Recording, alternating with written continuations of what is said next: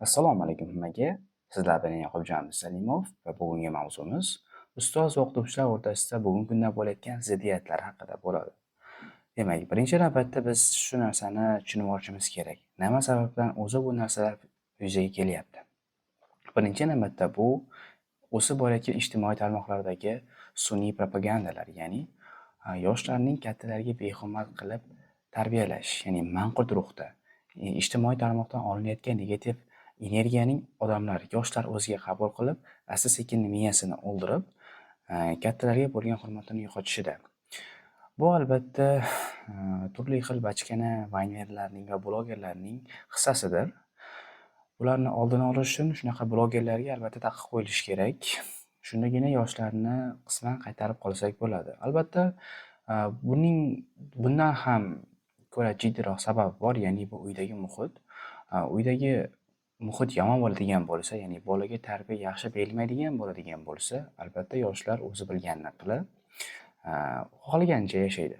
Shu sababdan birinchi navbatda uydagi bo'lgan muhit tartibga solinishi, ota-onasi farzandiga nisbatan ancha mas'uliyatli bo'lishi kerak.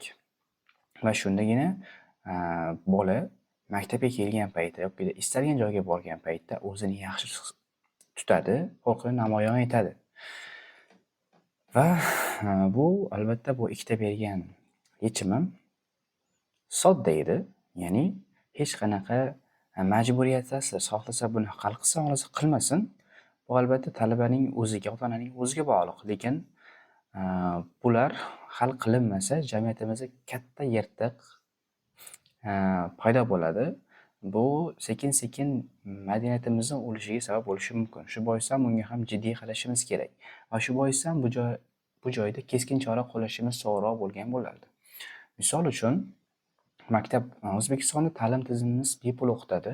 Ya'ni istalgan joyda maktablar bepul, xususiylardan tashqari albatta talaba kelib o'qib istaganini qilishi mumkin.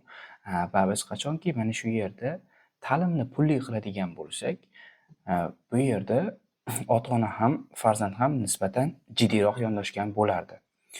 Va albatta buning orqasidan darslar ham sifatli bo'lgan bo'lardi va darsga bo'lgan e'tibor yanada oshgan bo'lardi.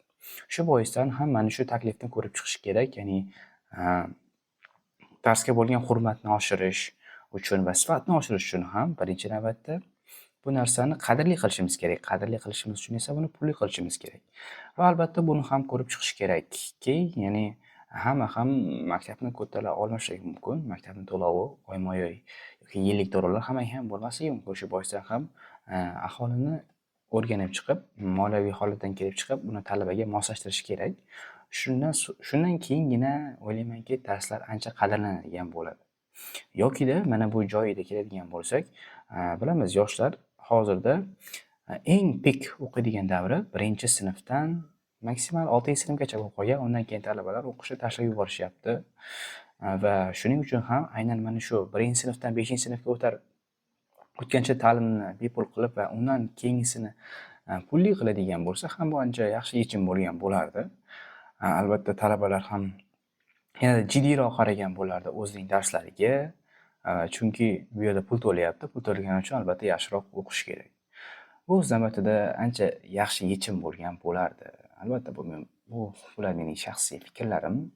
Sizlar nima deb o'ylaysiz shu sohada, shu borada? Nima deb o'ylaysiz? Nima sababdan hozirda o'qituvchi bilan o'quvchi oktagon ligaga chiqadigan darajada urushib ketyapti? Buning sababi nima va bularni qanday qilib biz oldini olishimiz mumkin? Albatta izohlarda o'z fikringizni yozib qoldiring. Har bittasini o'qib javob yozib chiqaman.